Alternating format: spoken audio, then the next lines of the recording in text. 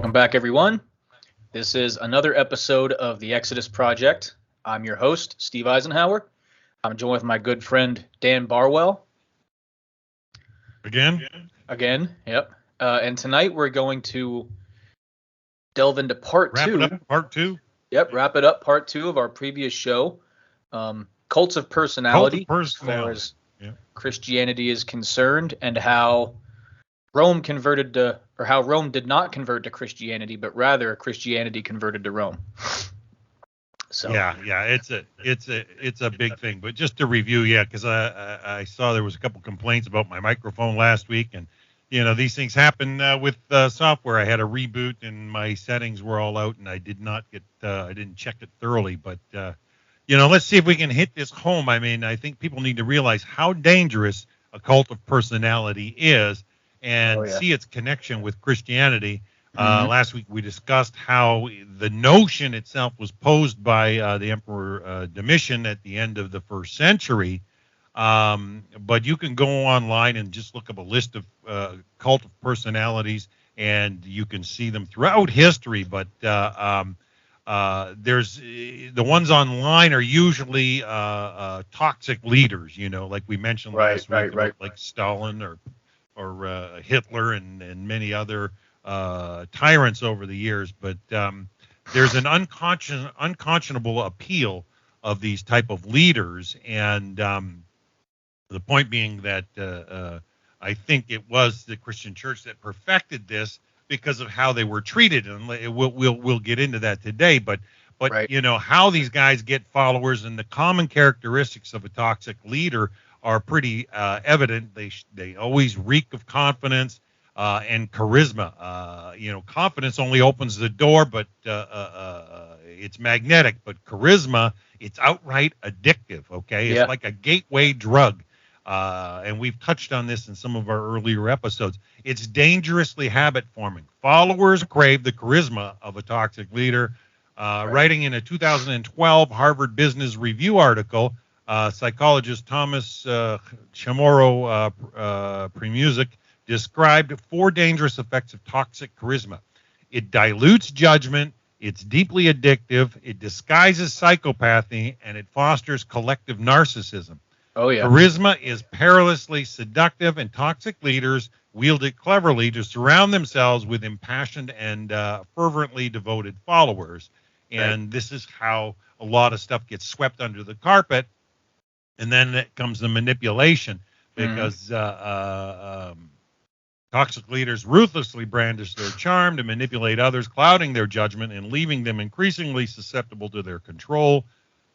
When followers don't feel that rush of charisma, their emotions, critical reasoning, and survival instincts fail them. Like drug addicts, followers yearn for that surge of adrenaline, and this is why every especially evangelical church service starts off with their music. Worship, right? And if I could add, if there's something I could add, I was listening to a lecture by Rabbi Yitzhak Breitowitz. We talked about him before, and he was actually talking about cults of personality and how in Orthodox mainstream Judaism, this is a very taboo idea, obviously, so much so that there are Gaonim, high-ranking rabbi, very learned men who were teaching their students. They would go so far to a length as to speak only in monotone. So really the lecture would be boring, really so much so that you are there for the Torah and not there for the charisma, right? So, this is a big deal, and we can already see that there are mechanisms put in place. This is simply just from the Jewish perspective here, but there are mechanisms put in place so that followers aren't being drawn to the charisma, So it's definitely a very real problem. For sure. But I mean, let's go right back to where the branch between Judaism and Christianity began to take away or break off. And I think that Christians developed this early in the first century. I mean, you've got to look at the reality as far as population density and the who became Christians in the first, second, third centuries. and it was majority of the slaves. Now, we closed out last week talking about how attractive the message would have been to the slaves, that a slave could be a freedman in their mind, and this is where charisma and manipulation come into play. But then also, that everybody was supposed to be a servant of God was just a notion that was so flipping Rome on its head. And in the year 64, there was the burning in Rome, right? And Tacitus wrote about this in the Annals of Tacitus. And he said, to get rid of the report, Nero fastened the guilt and inflicted the most exquisite tortures on a class hated for their abominations, called Christians. By the populace, Christus, who was the name, the name had its origin, suffered the extreme penalty during the reign of Tiberius at the hand of one of our procurators, Pontius Pilate, and the most mischievous superstition, thus checked for the moment, again broke out not only in Judea, the first source of the evil, but even in Rome, where all things hideous and shameful from every part of the world find their center and become popular. So Nero he put the blame of the burning on the Christians and called them, Tacitus mentions, called them a hated group for their abominations. At that point, but history then records after the destruction of the temple in Jerusalem. Okay, after the destruction of the temple in Jerusalem, Steve, the emperor put into effect a Jewish tax. Okay, a specific Jewish tax that was only on Jewish people. It was called the Fiscus Judaicus, and it was only on the Jewish people or anybody that it was originally imposed on the Jews at the time. Neither the Romans nor probably the Christians considered their religion to be separate from Judaism. If anything, they would have considered themselves as a Jewish sect. Jews and non-Jewish Christians would therefore be liable to the tax. Marius Heemstra argues in 96, Domitian's successor Nerva reformed the administration of the Fiscus Judaicus and redefined Judaism as a religion. This meant that Judaism was seen as distinct from Christianity, and only those practicing the former were liable to the tax. So between the year the temple burning until Nerva, who succeeded after Domitian was killed, he repealed that tax from the Christians, and it is the first recorded point of absolute separation from Judaism. But it also it set the scene and the tone from the year 70 to that year 96, where they were still being persecuted. They were still being persecuted. Just follow the ball on the persecutions, and you can see how they were beaten down, and wanted nothing to do with Judaism and actually worked their way. And no wonder the way Rabbi Singer shows the Christologies evolving in the Gospels from Matthew to Luke and then to John, with even higher, based on their age. You could just see the ideology of raising their cult of personality higher and higher and higher, because Domitian had sprung the notion in those that were in the authority as the bishops and whatnot. Let's run with this. And something that works very much in tandem with what you're saying about Christianity spreading, being popular amidst the the slave caste, right? Some archaeological evidence for anyone who might say this video is a load of bunk, right? There was not a dig, but just a look around, I guess you could say, examination of Pompeii, right? And they found Christian symbology carved into the walls The thing is, the chamber that it was written in was slave quarters.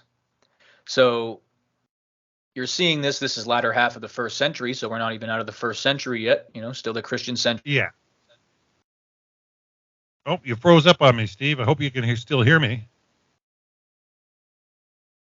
You still there, buddy? Yeah, I'm here. Yep.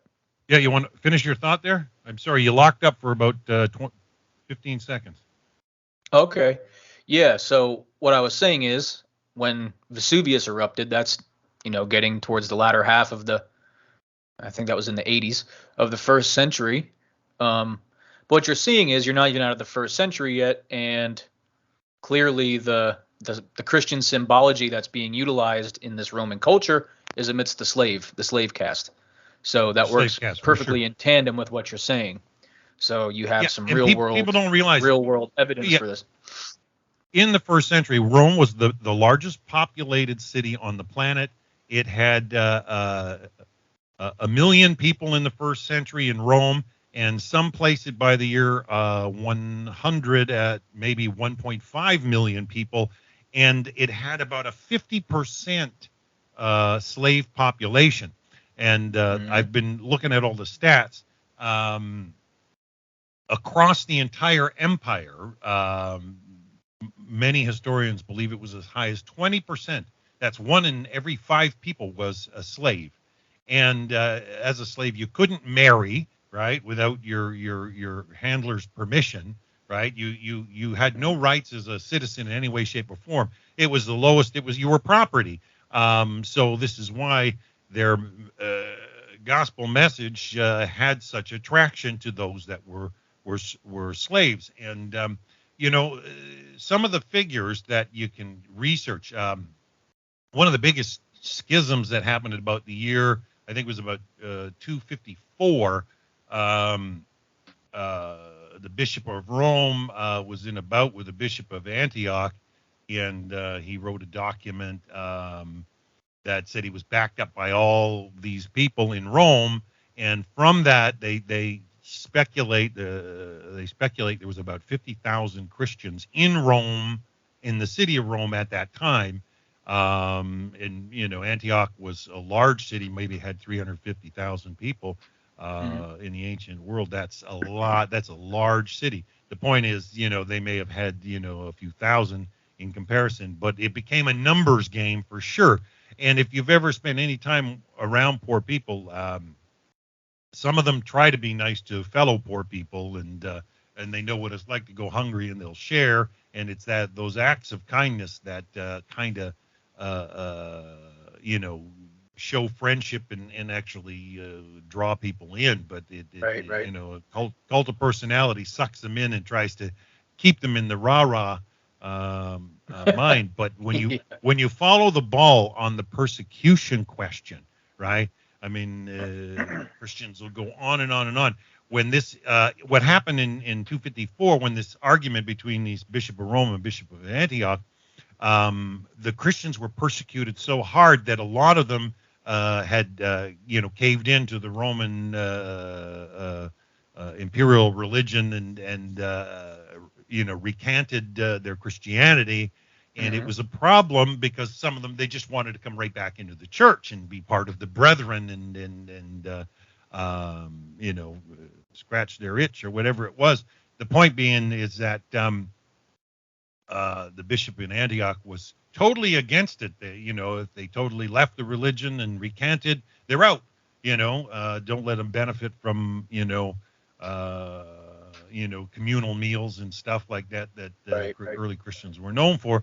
And the Bishop of Rome instituted in that year, I think it was 254, instituted penance.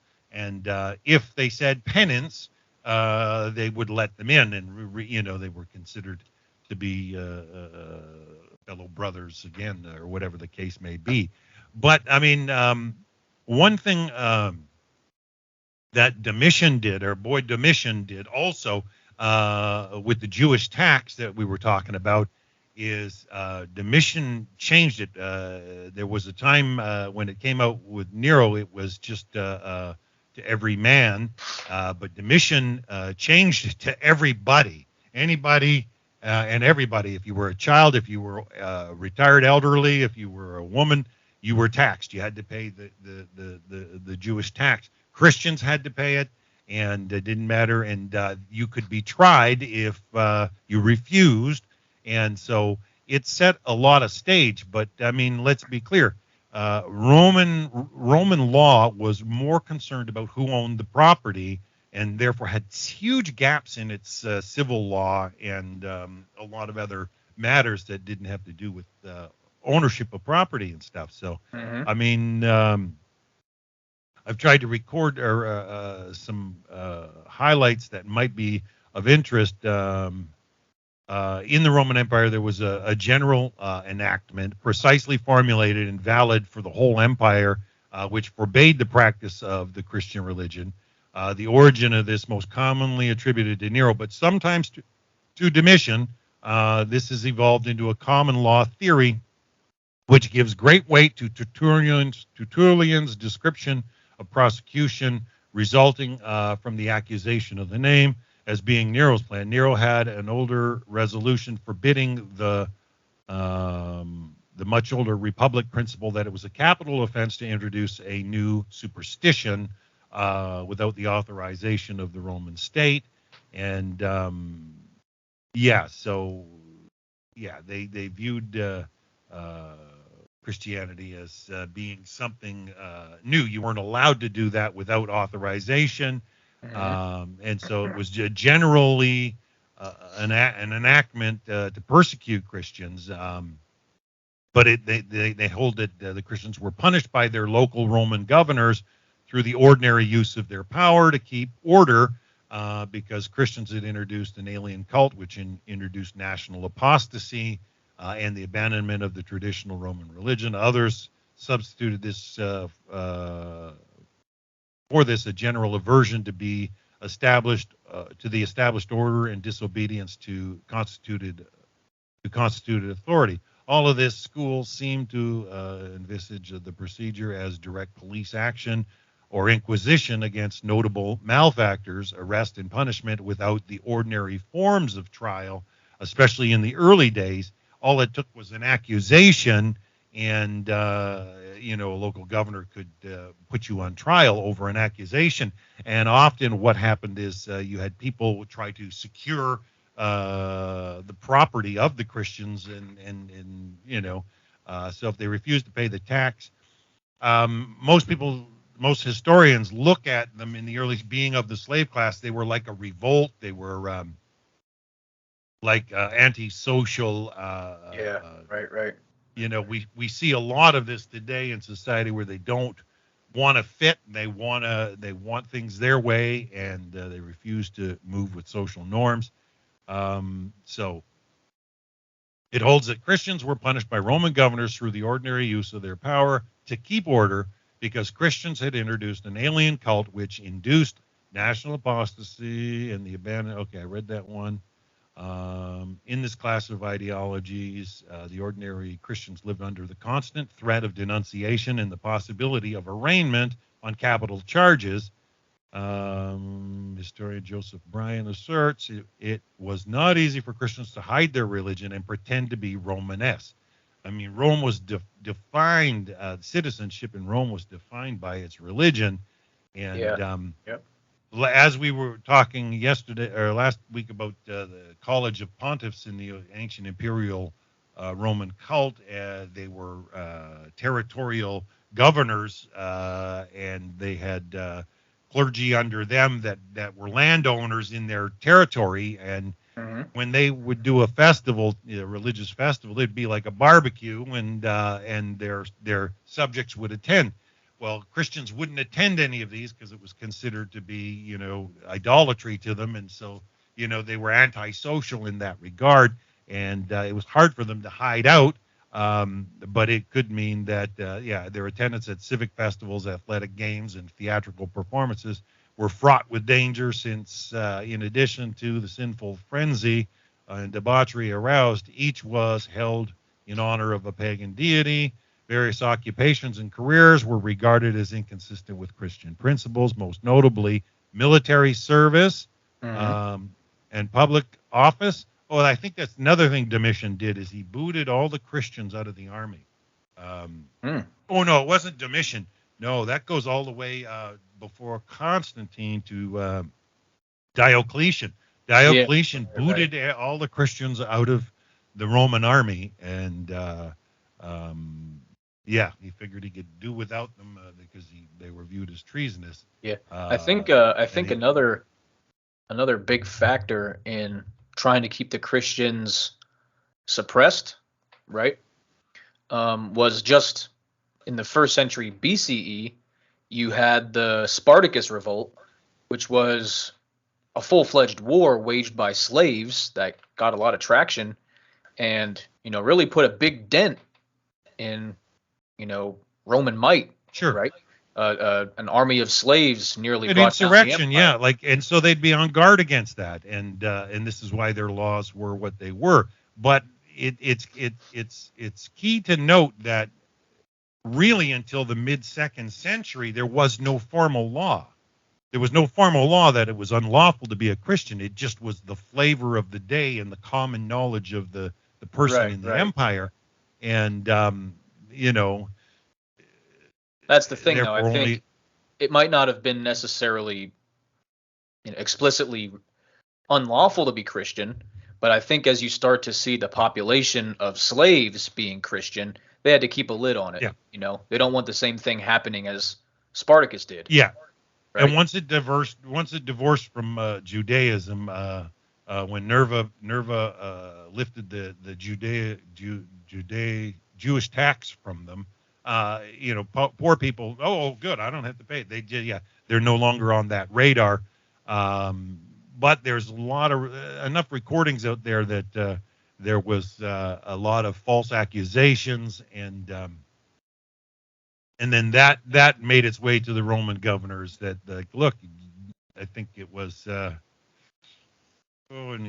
about the year 120. They got tired of having to deal with the stories, and it was just passed down to local governors, and false accusations start to be bog the courts down with all kinds of problems, overabundance of cases. But in Roman identity, Roman religion was largely determined to be Romanesque.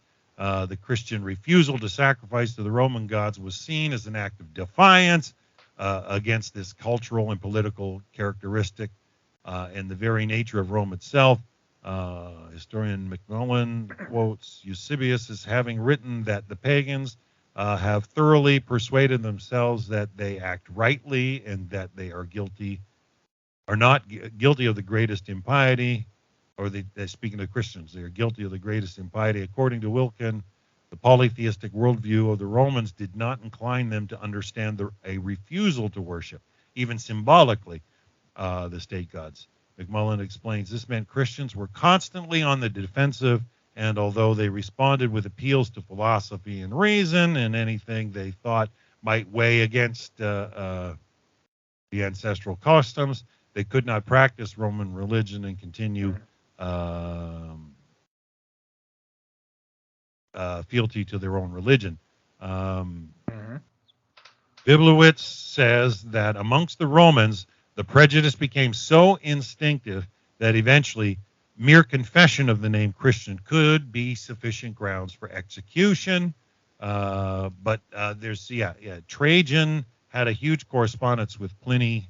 And in that it does indeed show that Christians were being executed for being Christian before 110. Yet Pliny's letters also show there was no empire-wide Roman law making Christianity a crime. That was generally known at that time. Right. It probably just wasn't. It probably just wasn't a necessity. Invention is born of necessity, right? Often, of course, yeah. Yeah, a major thing. So let's face it. A major thing is you mentioned the word cultural norms, right? So culture, the root word is cult.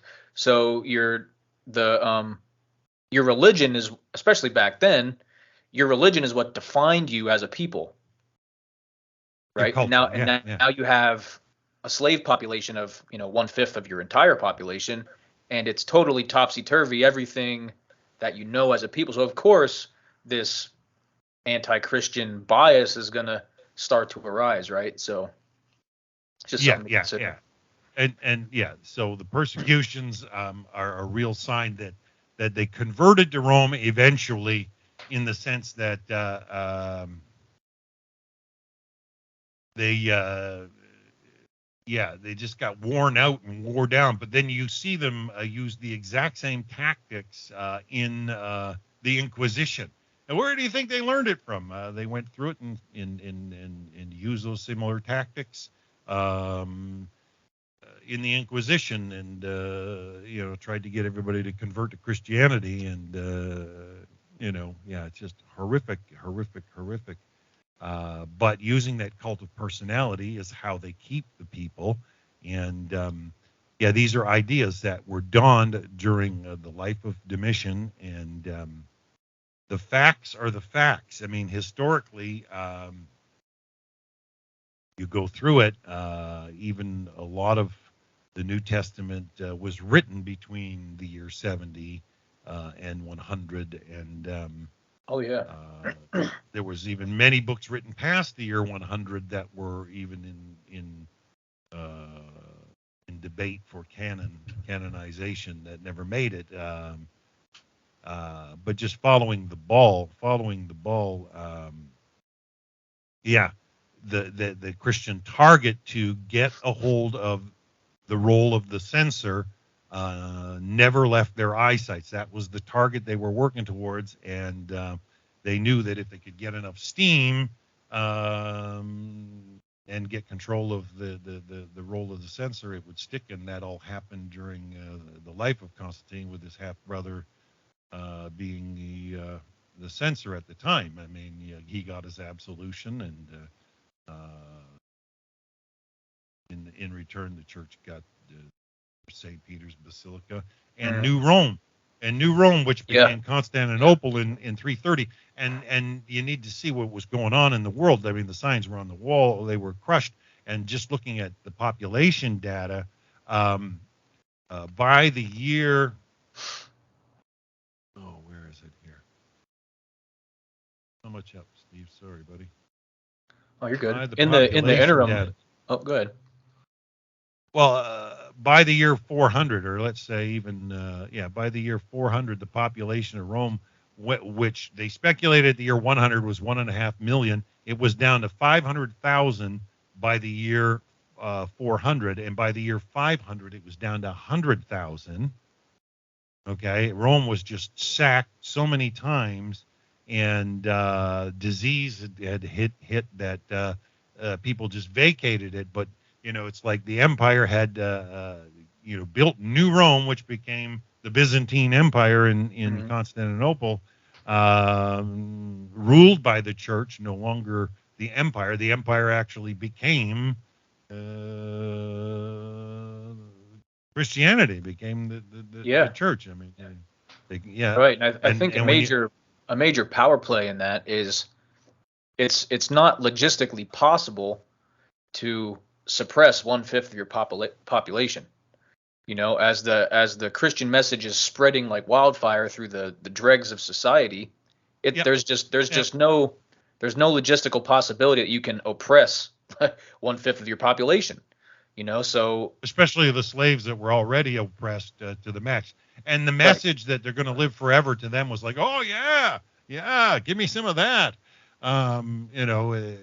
It emboldened them to speak out. And reality is you've got a man-made religion that deviated deliberately from Judaism and made false claims and more than that, sowed the cult of personality to the max and tried their darndest to enforce it for the last couple thousand years. And as we've been discussing in this abuse series, I mean, anybody who's ever been in a cult-like setting, it may not have the label of a cult because they're affiliated with a non-cult denomination of sorts, but you could still have that charismatic leader with all those toxic personality traits of and the charismatic way that they keep you there, like addiction. You got to get out of it and turn to the God of Abraham, Isaac, and Jacob. Who does not change, and for sure. Yeah, but the population of Constantinople by the year 400 was up to 1 million. It went from a 35,000 population when it was Byzantium up to 1 million in just over, or roughly 100 years, just over 100, under 100 years. And so all of Rome moved completely, and that became the seat of the Eastern Orthodox during the Great Schism. And the Great Schism happened in, you got to realize, the population of Rome in 1084 was only 15,000 people. Okay, there was just, almost like disease, and there was nobody wanted to be there. It wasn't a safe place to be. People evacuated. In the year 800, it was only 35,000 people. But today, you've got roughly 3 million people living in Rome. Which is double what it was in the year 100. So it was truly the first major metropolis of the West, and it allowed them to have weight and push the Bishop of Rome as the Pope, and spin the story that Peter himself supposedly proclaimed the next 3 popes after him, like this guy, then this guy, then this guy, as if, right?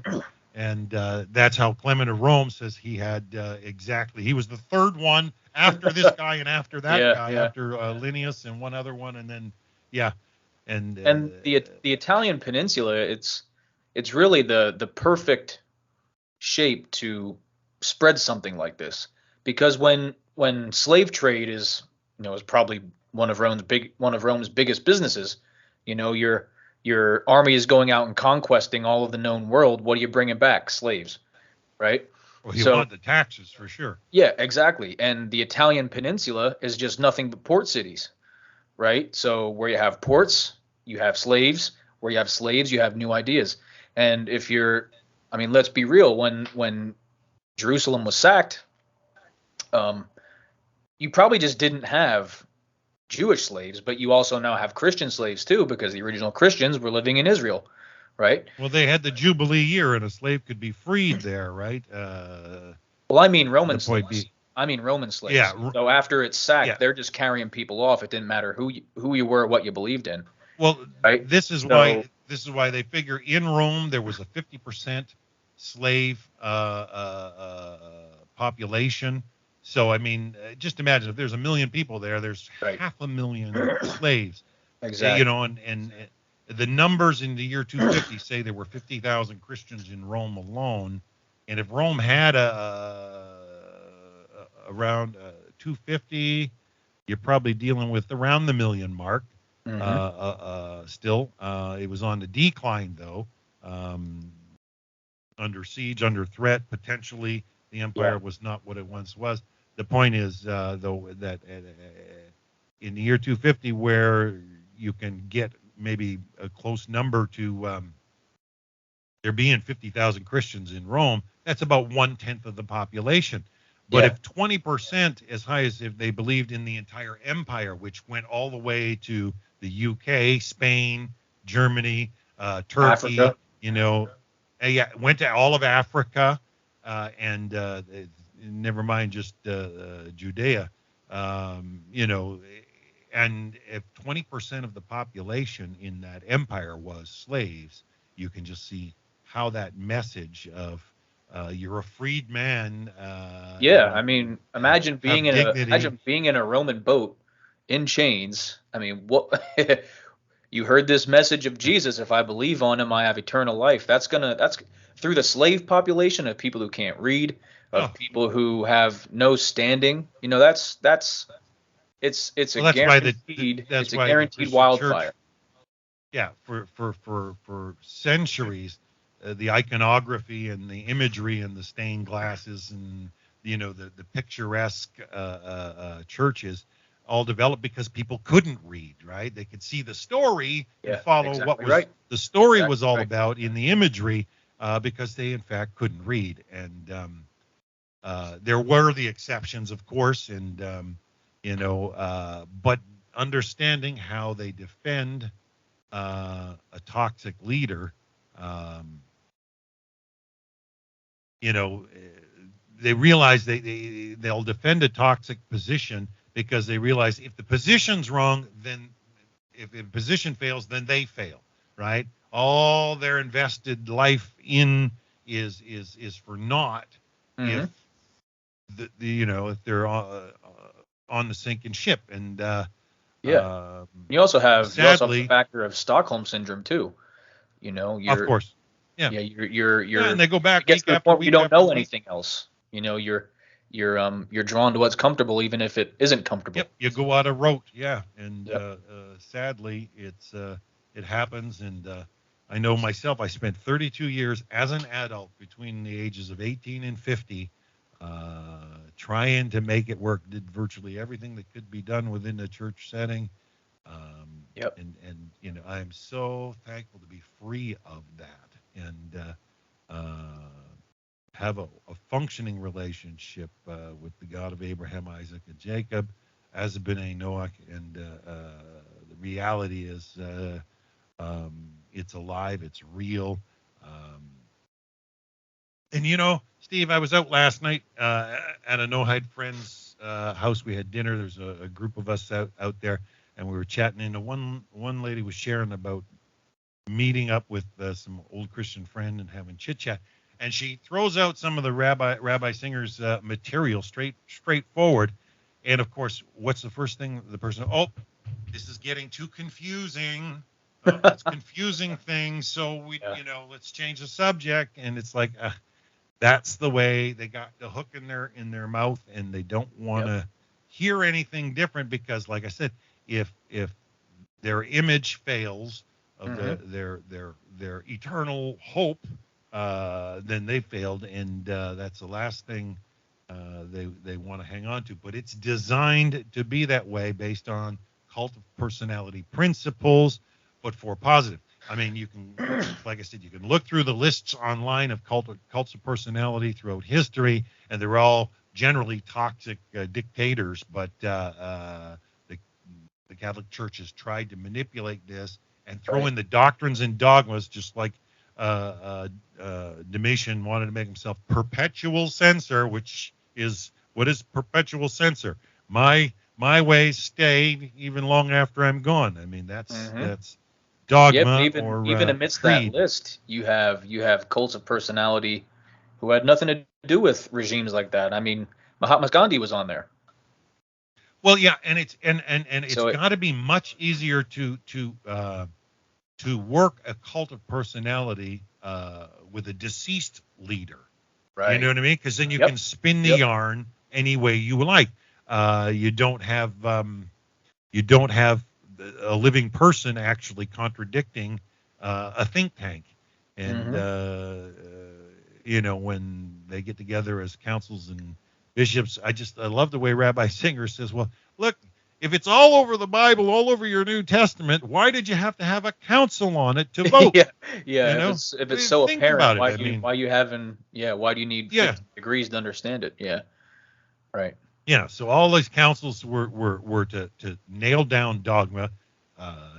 Constantine wanted a unified religion for the state, and that's when, boom, they start to hammer down, Council of Trent and all these other ones that, this is how it's going to be, and this is what we believe.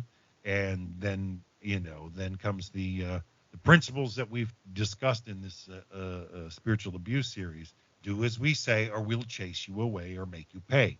And it's all part of that toxic pattern, sold as something it's not. And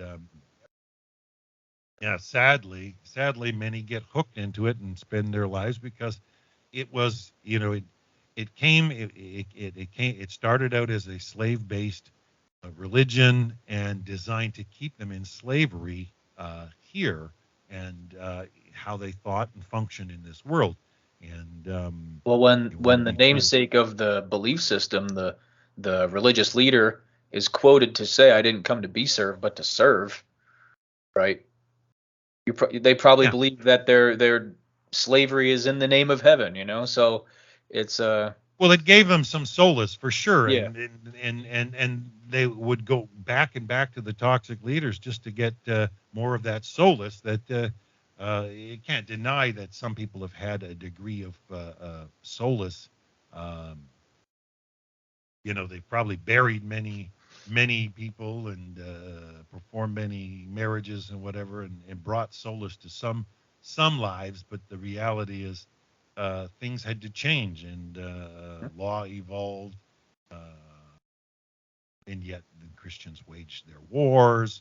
They went from the Byzantine Empire, which was always involved in bloodshed, to the Holy Roman Empire, and these nonstop. The 30-year war, bloodiest, just shame that. But the whole point of getting on this cult of personality question and around the notions that were brought about by Domitian, I think there's clear enough points to say that Rome did not convert to Christianity, but Christianity converted to Rome. Yeah. And these slaves got tired of being beaten down, and they gave it up and then did penance, and then you started that cycle after that penance question. Yep.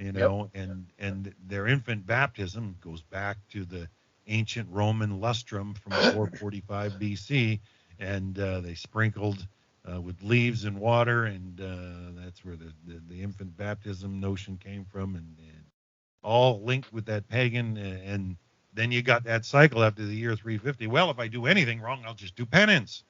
And the Roman lustrum, was where they would do their confession. The lustrum was replaced with the confessional, and rather than the priest having to go out, people started going to the church for it all, one-stop shop.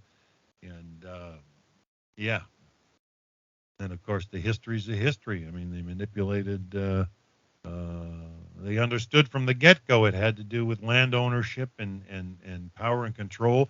But of course they tried, like the old Roman religion, imperial cult religion, they still had that element where the censor was responsible for the morality of the people, and they had it dissected into a priesthood where people had regions, and they all oversaw the morality in their area, and boom, there you have what they even resemble the Catholic Church today. And So and in conclusion, really what you see is the Roman offices, the Roman festivals, the Roman terms. Everything about Roman society really just redefined, given new names, whether it be the Saturnalia to Christmas. New wrapping, put it into a different package. Pontifex Maximus, the Pope. You know what I mean? So, it's clear it was just a mishmash, And the Holy Roman Empire. Think of the title. I mean, just for a second. I mean, right. It's telling you what it really is, and no wonder they had the Reformation. But still, that doesn't. At least the Catholics know that what they're doing comes back rooted in tradition. The Protestants think, nope, we're on this sola scriptura train, and yet in reality they don't see how the stories can't be, and they just are totally don't align with the Hebrew scriptures at all. And the Gospel of Sola Scriptura, but they worship Christmas on the Gregorian calendar. Sola Scriptura. And all the other festivals, and even Halloween, which is coming up,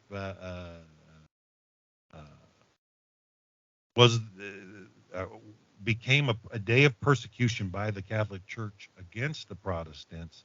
They called it Hallows Eve because they claimed the Protestants did all their pagan things, and it was the day in was it 1513 or when Martin Luther nailed his 95 Theses to the door of the church in Wittenberg, and that's where Halloween came from. And the Catholics perpetuated the notion of the dark wickedness performed by the Protestants, and that's where the roots of Halloween came from. And sadly, you can talk to so many people about a cult of personality, and they just don't want to hear it.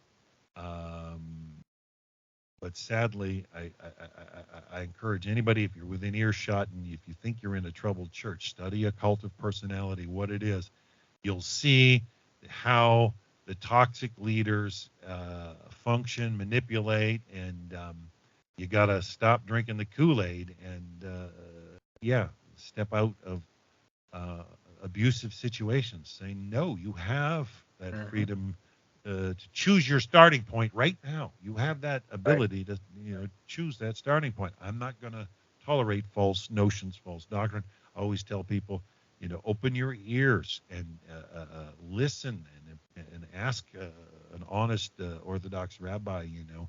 Let me go with you. I hear the Hashem, Almighty God, is with you, and keep the all in the Almighty is what you'll get from the rabbis. And you'll hear the beauty of Torah as it's intended from the people it was entrusted to, and get the straight goods, and you can have that fullness of life walking with Almighty God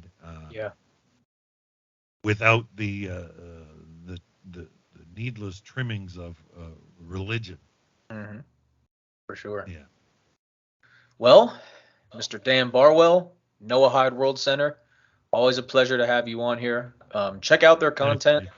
If like we always say, if you're watching this video, you're probably already having thoughts.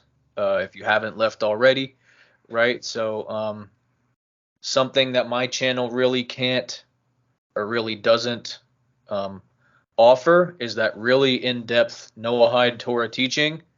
That's where the Noachide World Center comes in. Check out their content, hours and hours of wonderful stuff with legitimate rabbis, right? Yeah. Exciting stuff. Exciting stuff. And for sure. And if you have any questions for Dan and I, you can always hit us up on email, Facebook. Drop a comment Drop a comment on the video. Whatever you want to do. But until next time, everyone, this has been the Exodus Project, and we'll see you next time. Bye for now.